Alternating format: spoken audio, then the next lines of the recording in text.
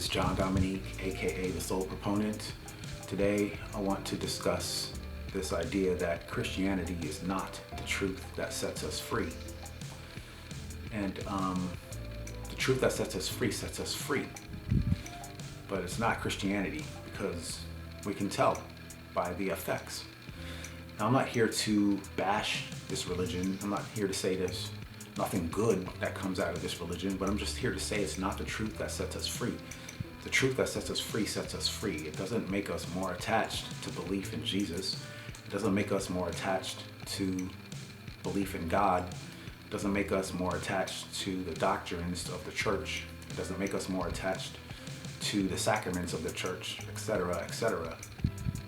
The truth that sets us free sets us free.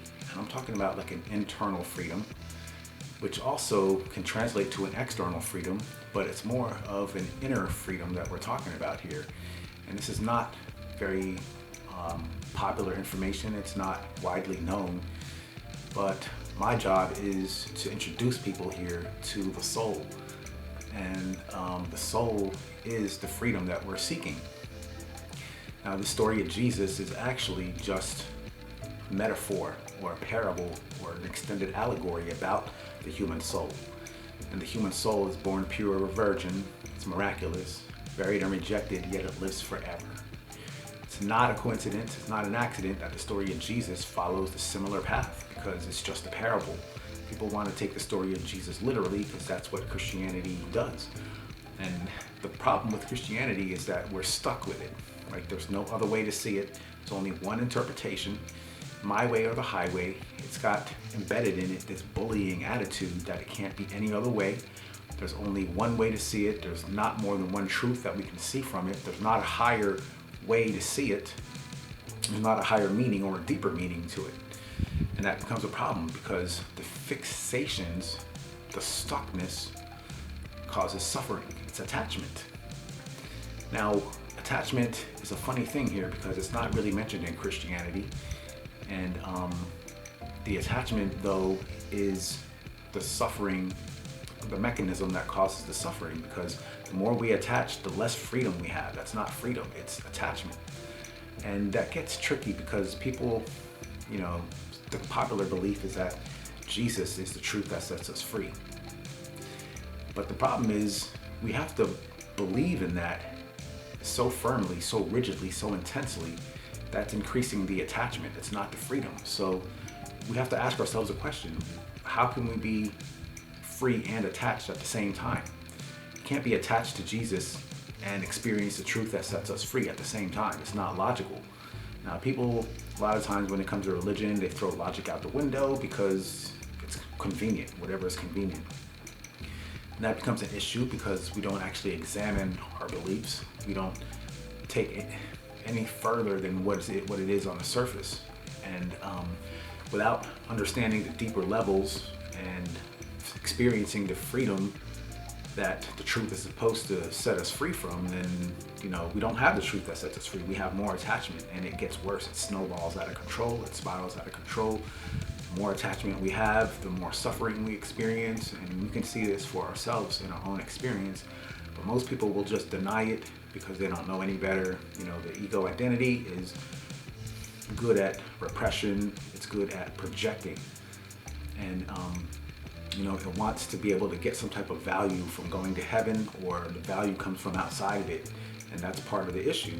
Belief in Jesus, that's where our value comes from. That's what Christians believe. The value comes from belief in Jesus and going to heaven. And so the tricky part about that is that the value is always outside of us. It's conditional.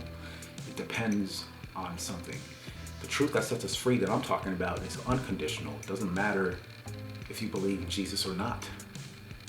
The unconditional nature of the truth that sets us free means that it doesn't matter if we're attached or not, because the truth that sets us free no matter what. That's the beauty of it. There's no conditions, and it takes a certain depth of understanding and consciousness and awareness to actually experience it, though, because it always sounds good on paper, but when it comes to practice, that's where everybody falls off. Nobody actually wants to practice experiencing this truth that sets us free, because the cost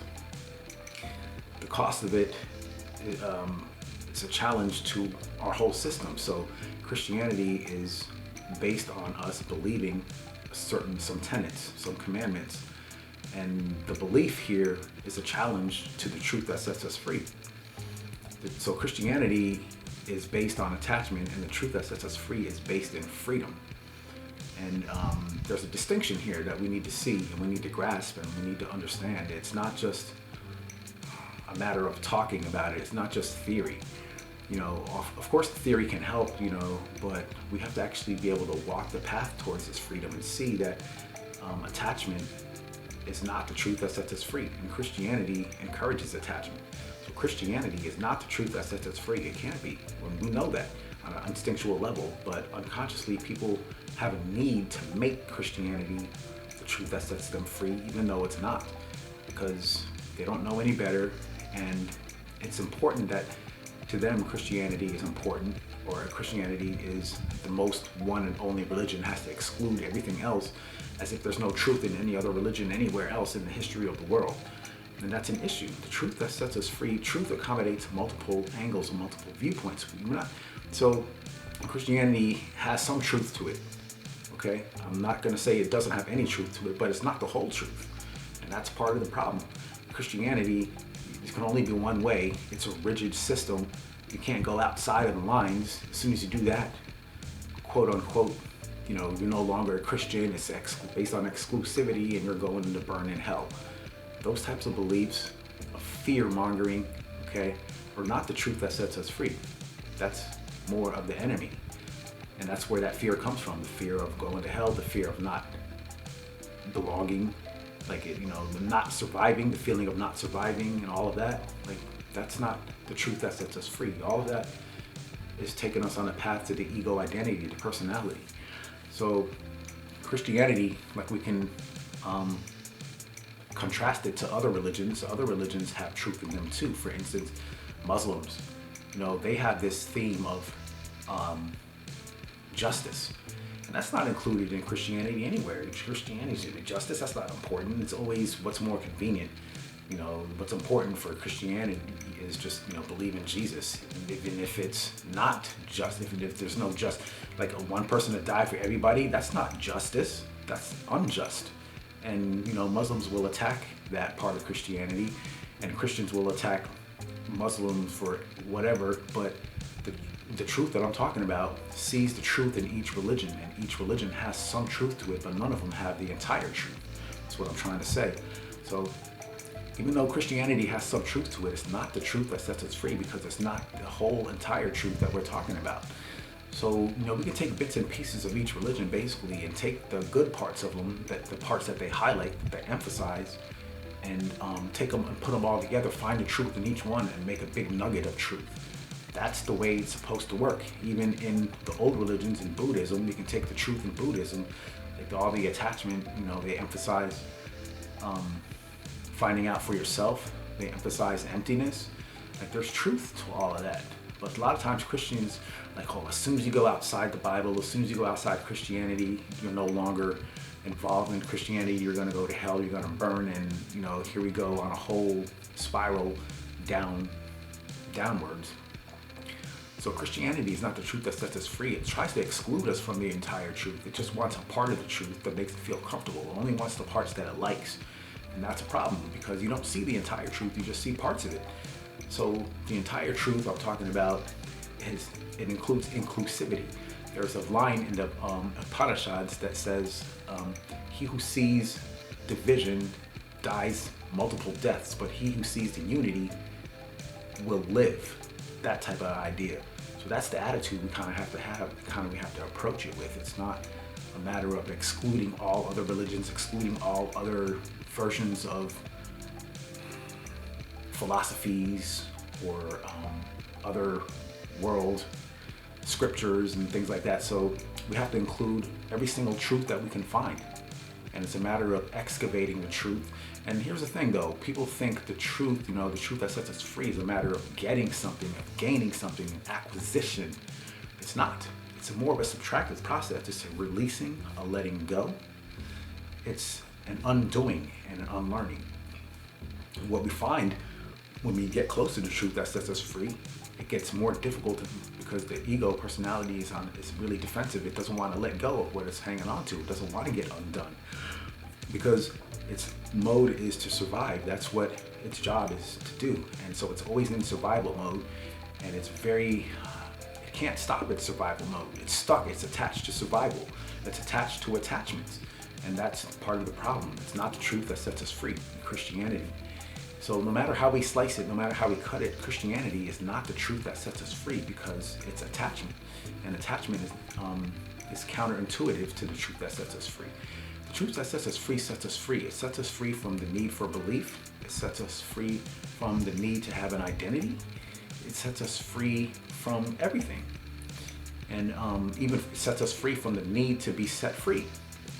And that sounds kind of funny, but this is an experience I'm talking about that we have to actually go through to understand it fully. So I'm just here to introduce these ideas to people, especially Christians, because there's a lot of Christians out there, they think they're doing the right thing with their religion. I was like as a Christian once too, and I thought I was doing the right thing. I chose the right religion, the religion that was most popular, and these beliefs are very important that I hang on to, that like there's no way for it to be any other way. That's the way Christianity kind of is. It's embedded. Now that idea, that feeling that you can't even challenge Christianity, it's embedded in religions because that's what's been passed down through the generations since the days of the Roman emperors. Like, you can't challenge us. As soon as you challenge us, you get beheaded, you get crucified. You feel me? So that's embedded in the religion unconsciously, and we don't think there could be any other way. So I'm here to just offer the idea that Christianity is not the truth that sets us free. If you look at it closely enough, and to understand it, requires some type of spiritual awakening and understanding about the soul. Because the soul, it begins with an awareness of emptiness, or an awareness of letting go. So we're letting go of our beliefs, we're letting go of our religion, we're letting go of our ideas, we're letting go of our memory, of our mind, everything that we've built, all the systems throughout history that we've built as a human race. That's a huge undertaking. That's not something that happens overnight. So it takes a lot of strength, energy, courage, willingness, and readiness to be able to let go of what we've been hanging on to experience the truth that sets us free.